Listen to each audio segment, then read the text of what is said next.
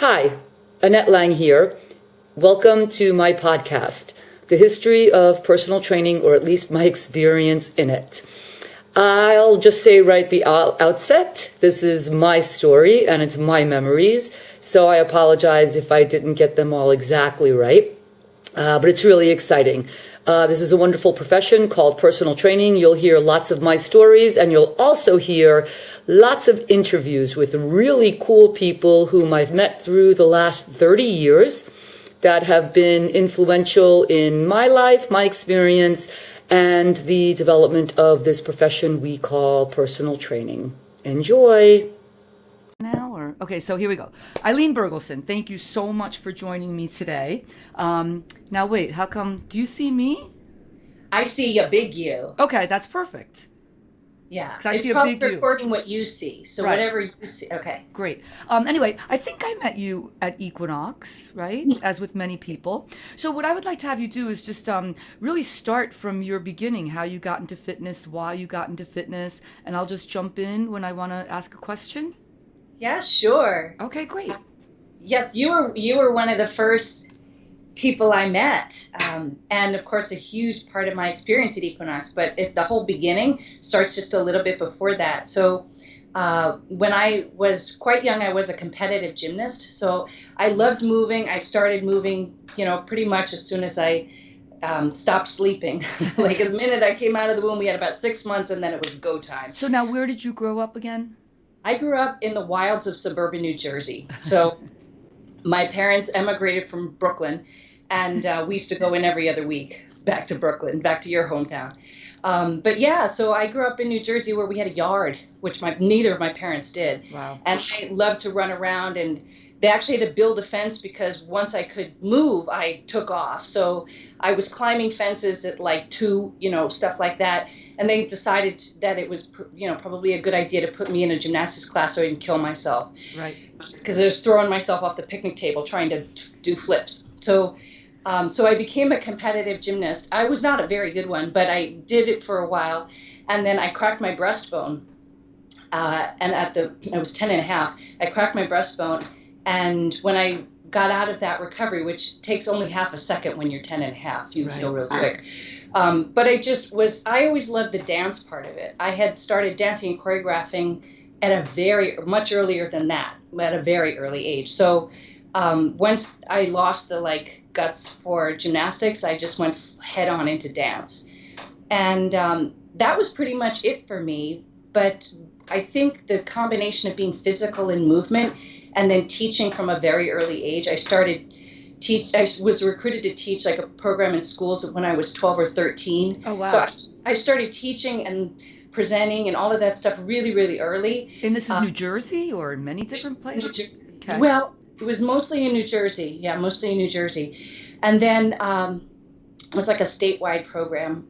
But then around the same time that all this happened, like the accident and everything, I was diagnosed with scoliosis, which a lot of people have, but I decided to be super ambitious and let my curve just didn't want to behave. So basically, after going through a lot of different treatments, I was in back braces. Wow. I went through 6 months of experimental electrode stimulation, where every night I was hooked up to electrodes, and my family would have to take turns putting the gel and taping down each electrode because it was back in the day when they didn't have self-adhesive electrodes, and it was a rough time. And so I really wanted physical therapy. When they told me none of it was working and I had to go in for surgery, it was right before I turned 16, and I was dancing in a ballet company. I was moving all the time. And were you doing that as part of school, or did you go to high school as well? Or I did. I was in a kind of an accelerated academics program, so I went to school full time. Yeah, I look at it at my schedule now, and I think, gosh, nothing has changed. It's just like cramming it all in. But yeah, so I was full time school, which was not true of all the other dancers. Some of them were in half day academics, but I did full time, and I had extracurriculars, and I was in the company and dancing 6 or 7 days a week. So it was a little busy at my house. A little busy. And I have 2 sisters, so my poor parents were very happy when we got our driver's licenses. But by the time I was about 15 and a half, they said your primary curve is at 52 degrees. Your secondary curve is in the high 30s. It was about 38. And you're losing lung capacity. So this isn't working. Everything we tried is not working. So I had the surgery. I had a Harrington rod implant. And, interestingly enough, I had asked, could I have physical therapy afterwards? And this was in the days of the HMO, and they said, no, you don't need it because you can walk. And I thought, wow, that's fascinating. You have much lower standards than I do because I love walking, but I do a lot of other things I'd like to continue doing. So I got out of that surgery not having any rehabilitation and rehabilitating myself, from just about 16 years old on. Good posture though, right? Yeah, good posture. But it's a lot of pain management, and it was a lot of understanding. It's where all the personal training credos and philosophies that I have, I think, were really born out of, that we are our body's partner, and our body is often a silent partner, and we have to advocate for it, and we have to learn what those signals are so that we can treat it the way it deserves to be treated. We can work with it instead of not at it. So all of that stuff really came out of not having help for several years. So it's been a long road and a huge education, and I got to meet these incredible therapists along the way because I started to work professionally in college. I went on to college and I studied anatomy and physiology for kicks. Where did you go to college? Excuse me. Sure. I went to George Mason University, and then I went to New York University. Okay. And also like crazy academic schedule, I overloaded credits every semester and, all of that stuff. And I graduated with a degree in drama, much to my parents' chagrin. They really tried to talk me into double majoring or just doing something else.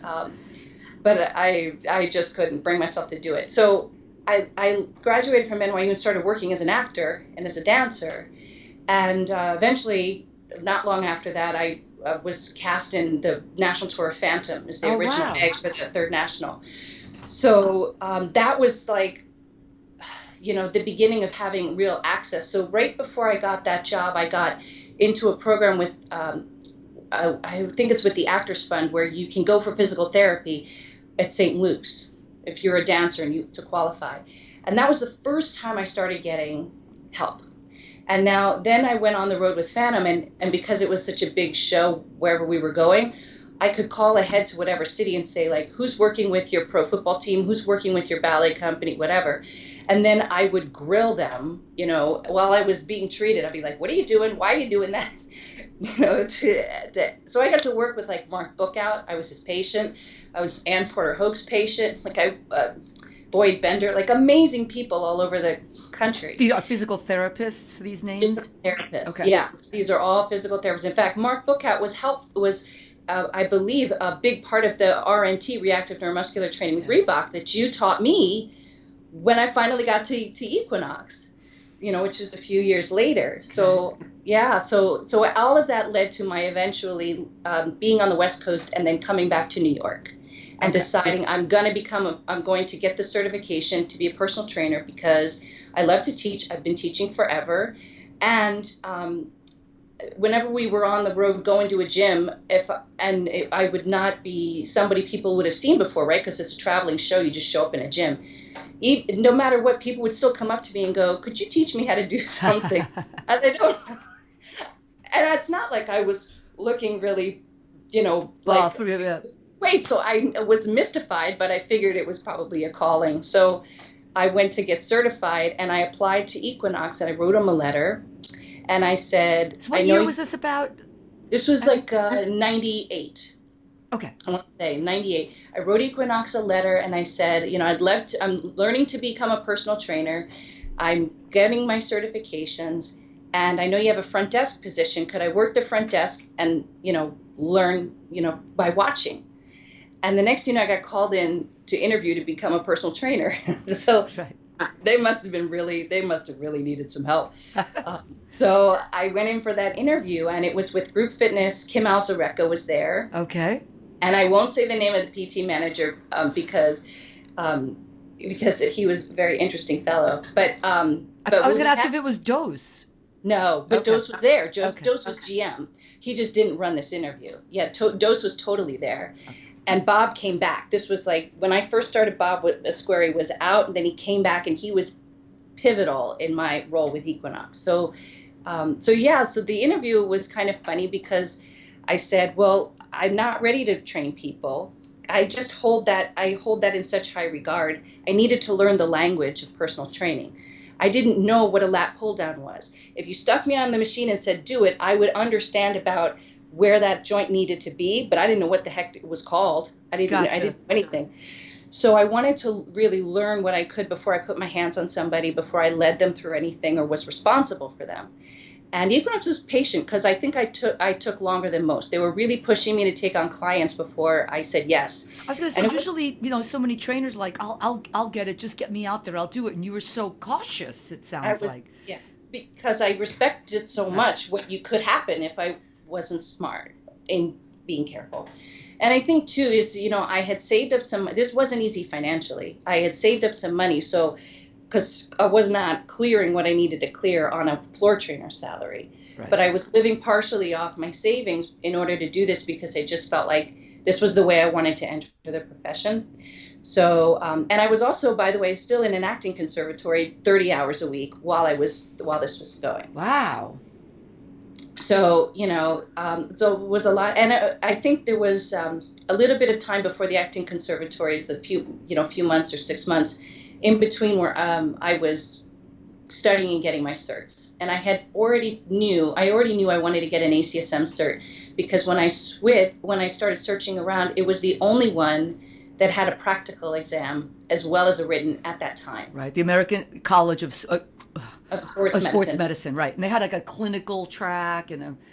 Right. They had a bunch of different tracks, but if you wanted to be a personal trainer, which at that point was called like a health fitness instructor, yeah. Right? Then it became a health fitness specialist, and now it's a clinical exercise physiologist. I love how the alphabet soup on my card has changed 6 times. It's one certification. But yeah, so I studied for that, and I studied for ACE because wanted to also have different perspectives. And ACE was really more about the people piece of it. But ACSM had the strong clinical piece, the strong science piece, which is not natural for me. And it required us to show up and execute the skill. And I thought, if you're not testing me in the field, then you don't really know what kind of trainer I am. So, that was always surprising to me, is how little emphasis that was placed on so many of the certs. But anyway, so eventually I got certified by both.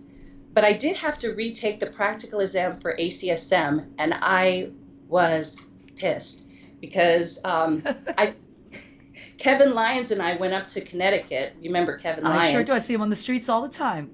Oh my gosh, like a more lovely man you'll never meet. And so Kevin and I went up to Connecticut to take that exam, and I had a long talk with Dr. Walt Thompson, who's at that point the president, because I really took exception to the way the exam was proctored. The practical was proctored, in that if we're going to be graded on certain things and whether or not we qualify for this certification, whether we pass or not, is based on certain things, then the way that test is held has to be looked at. It can't just be like, however we hold this test, you have to pass these mysterious criteria that we're not telling you about and we're timing you on. And so there were a number of things that has changed since then. Like after I got this grade back, he's an amazing guy, and we had this lovely long talk because I had written this really long letter with a lot of detail about, what I thought needed to be discussed. That's the Ilene that I know. Yeah. Gosh. And every time I see him, we just saw him at Club Industry, right? Just a handful of months ago. He's always like, "Hi, Ilene." He's such a great guy. But I did get certified, and you were one of my first teachers at Equinox. That was really the beginning of it for me, was taking those classes at Equinox. That's why I went to work there, was to meet people like you and to get educated in a class, not just from a book. So how many locations were there when you started at Equinox? Because probably a few already by then, right? Yeah, so I want to say there were 5 or 6, but I don't know. I know that we were the flagship because it was 76 before it got fancy. Right. There was 19th Street, Right. and there was 92nd Street, and I believe there was 63rd and 85th, and I think that was it. Okay. And so you started group fitness as well as personal training?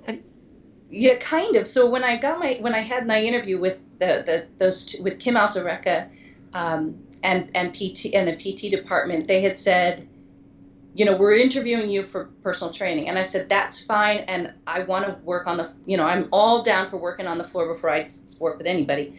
But I just want you to know I've taught group for years, and I'm happy to jump in and teach group whenever.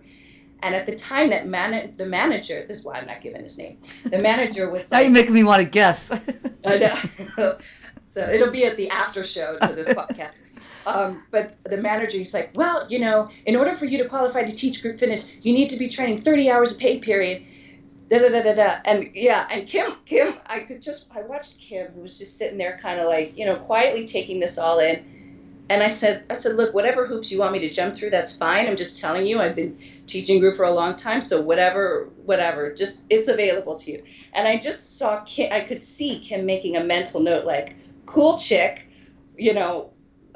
right. File away. And so at some point there was some emergency, some group fitness instructor, something, they're like, can you teach now, tonight, whatever. And that was it. And then from then on, eventually I got a regular class, like shortly thereafter. And then that led to other classes. Right. And what kind of classes did you teach, as far as a couple of examples? Yeah, I taught core conditioning. I taught occasionally, I'm trying to think if I had a regular strength class or if I just subbed for those as well. And I taught stretch. That's right.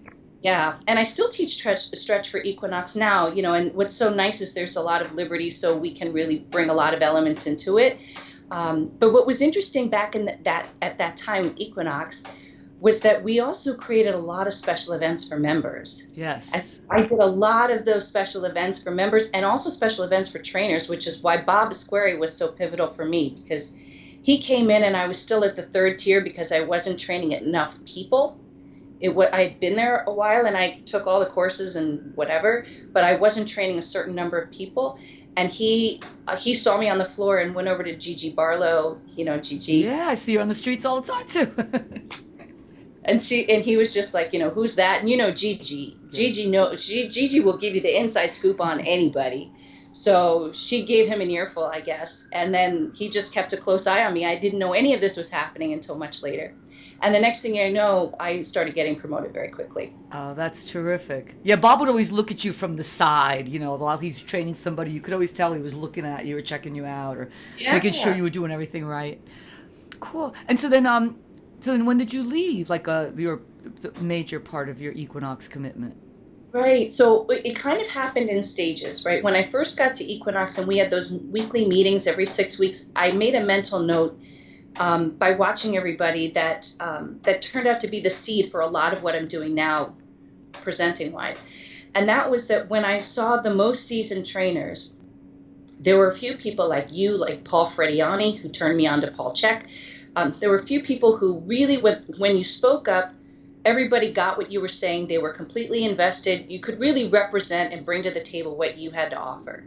But that was not true of everybody who was extremely skilled and knowledgeable. Like sometimes really great trainers, when they expressed themselves, they just didn't, you couldn't tell. You didn't know what you were missing. Right. And I made a mental note to myself that all of my training and experience on stage, there's got to be a way that I could somehow bridge that to give exposure to that work to people, to benefit them, so that the people in our field can really make their knowledge accessible to other people. So eventually LaShawn Dale, who was another big champion, an amazing person in my career path, she's hooked me up a number of times with different opportunities, and she's so brilliant and knowledgeable in so many things. And she had, I think, given my name to Carol Scott, who was running ECA, right? And at that time, I had already taught a bunch of in-house stuff thanks to Bob Esqueri and Chris Hall. I had already been doing a lot of stuff for the trainers at Equinox. Okay. So I think that's why LaShawn was like, when Carol said, who do you know that can present? I had already presented for the Group Fitness Institute a number of times. I had already done a bunch of things and created an 8-hour training, et cetera, et cetera. So then I started to present. And in that period between that first, I guess it would be 2003, I was technically just with group fitness now with Equinox, and I was no longer with personal training. In between 2001 and 2003, somewhere in there was when I left personal training, but it's fuzzy because I left because I injured my ACL and went doing a show, and I went through ACL reconstruction, and because of workers' comp, if I had come back to Equinox to work, I would have lost my medical care. So while I was rehabbing, yeah. So by the time I got back to Equinox, the business model at Equinox for personal training had changed, and it wasn't really as much of a fit anymore because I couldn't promise a certain number and always be in town. I did other things that took me out of town, things like that. Yeah, and then I just started doing this hybrid of being on my own from 2003 on. Is that when you started your official business that you're doing now? Yes, that's when Life Moves Health was a DBA, and it became an LLC in 2008. Excellent. And just kept I continue to pull from, I studied when we took classes with Joan Pagano, people, yourself, eventually, taking on, work with Guy Boyer and Mark Comerford, just different courses. And then eventually the kinds of stuff that I wind up teaching are often niche topics, like working with eating disorders or communication skills that have to do with cueing the mind-body connection and stuff like that. And don't you, Ilene, also work with companies to, you bring your drama background into helping them with, can you talk about that a little bit? Sure, yeah, and it does really vary. So the Empower Speak trainings that was the seed was planted at Equinox for those trainings eventually grew. They grew into trainings that was first for personal trainers and allied health professionals and all of that, taught through different organizations like the Czech Institute, full-day trainings, 2-day trainings, things like that.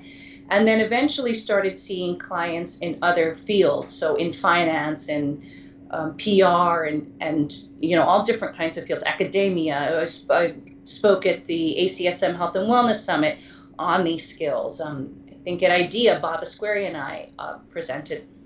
So that grew, and now it's kind of a giant umbrella of stuff that's a combination of the physical resilience strategies that we know both as performers and as trainers. Like, how do I safeguard my voice? How do I deal with the pressures of travel? Things that executives have to deal with all the time. People who live in New York, lead type A lives a lot, so they're always on the phone, or they're always trying to do 16,000 things. Their monkey mind is like a natural state. So how do we come down from that? How do we ground? How do we focus? And how do we keep our bodies in the best shape possible? And I don't even mean from a fitness standpoint, but from a vitality and preservation standpoint. Right. So there's that piece of it. And then there's also, how do I stand up and be myself and feel like myself and express my ideas and share my knowledge in a way that's compelling to the other person and authentic to me? And so that's where more of the theatrical work comes in, where we do improv games and we do other things to get out of the intellectual mind and into the kinesthetic experience of being yourself and expressing yourself. So when you walk into companies, do you get sometimes executives looking at you like, oh, who the heck are you? And what do you think you're going to do for us? Right. And then you win them over, probably, I'm imagining. Yeah. Yes. On the good days, I win them over. Most of the time I win them over, But yeah, absolutely. You get that a lot. And it's funny because I remember one session I do a lot of work in finance for some reason. It's sort of, blossomed out a lot of my work. I've done some stuff in London and New York, especially with some very large finance companies. And in one case, I had back-to-back coaching. So I was hired for 3 days to just coach people 30 to 60 or 90-minute sessions the whole day through. They just come in. I wouldn't know what their topic, but wouldn't know what the heck they were speaking on until they got in the room, and then we would coach. Wow. And so one guy came in, and he was extremely high up in the organization, as many of these people were. And he sat there, and his body language was kind of like, show me what you got, girl, right. Or whatever. And I remember, I'm all about like find another way. If that way doesn't work, then find another way. And so when I first started, like, well, who's your audience and what's your topic and all of that was like, he just didn't care. And then I said, well, what's going on? What's going on for you? Like, what, if none of this piece really matters, what's going on? And he started talking about, his traveling or whatever. And he mentioned his back, or he shifted, or I picked up on a nonverbal cue, like that something just signaled me, this is a way in. And so I said, well, you could easily do a couple of things just to decompress your spine and open it. So all I did was I gave him like, a couple of things, and then he could talk about this presentation. That was just the way in. And afterward, it was only a 30-minute meeting, by the way. So all this took place in and afterward he goes, I wasn't easy on you. I didn't make it easy on you to start with, but you're good. Like, oh, thanks. That's awesome. So, but it's been amazing, and meeting people like Bobby Capuccio, right? Opened huge doors for me, which I think still inform the work that you're talking about with audiences and clients who are seemingly outside of fitness, right? But people are people, right? So, how do we help more people? I usually end this interview with asking, what would you tell a new fitness professional about our profession? Like, give a good tip. And then what would you tell the average person walking on the street, maybe that they don't know about a fitness professional? But I also feel like I would like, just with all the statistics that we hear that most people aren't exercising and a lot of people are in such pain all the time. And so how can we be better at helping more people? Yeah, I know, right? That is the question, isn't it? And I think you and I really share this philosophy, which is start where you are. And, I think that there's a barrier for entry. Yes. So people are like, well, I don't feel like I can't train because it's too, I honestly sometimes have had postpartum sessions with people where I'm holding the baby or we're passing make fitness accessible. And for the folks that we know are not into fitness, then the less the fitness is about fitness, the more the fitness is about life, the more it's blended into their life. The more accessible we make this, the more the more reason they have for adopting it. The less reasons they have for feeling like they can't. I think if we're talking about fitness professionals, and you ask, like, what if somebody were new to the profession, what might I say to think about? And I would say, your career as a fitness professional, all of our careers in this work or whatever work it is that we wind up doing is going to evolve. It's going to change. So don't think you're going to have to, it's kind of like choosing a major in college. Right. You have to pick this thing and that's your track. No, that it doesn't have to be that way. And in fact, invite it not being that way. What do I want to do today? What am I curious about today? What am I passionate about today? Whatever that is, let that drive where you invest your energy. And then the clients will pick up on your desire to really add value to their lives, rather than trying to think what will get me the most money or, go where you're moved to go. And then, your people will find you.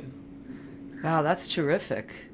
I'm going to leave you. One more question that just jumped in my head. You do a lot of online stuff, like webinars, education-wise, or? Yeah, it's been changing. I mean, right now I'm doing a lot of webinars right now, but most of them have been private, meaning a company has hired me to come in and. I see. Or I'm part of a team. But on occasion, I will do them, or organizations will, like the Czech Institute. I've done a number of things with the Czech Institute because over the years, they have different series. So I haven't hosted my own virtual event yet. That may be something that I do in the future, particularly like when I can catch my breath. I was going to say, it sounds like you're pretty busy. Right at the moment, right now, yeah. It may wind down later and toward the end of this year. But every year is different, so I don't know one day to the next. Right. Yeah. Oh, that's great. Well, I'm going to let you go, okay? I greatly appreciate it, and I'll definitely get back to you again soon. Oh, it's so great to talk to you. I love it. Yeah. So I'll see you around. Okay, bye. Thank you. Bye. Bye.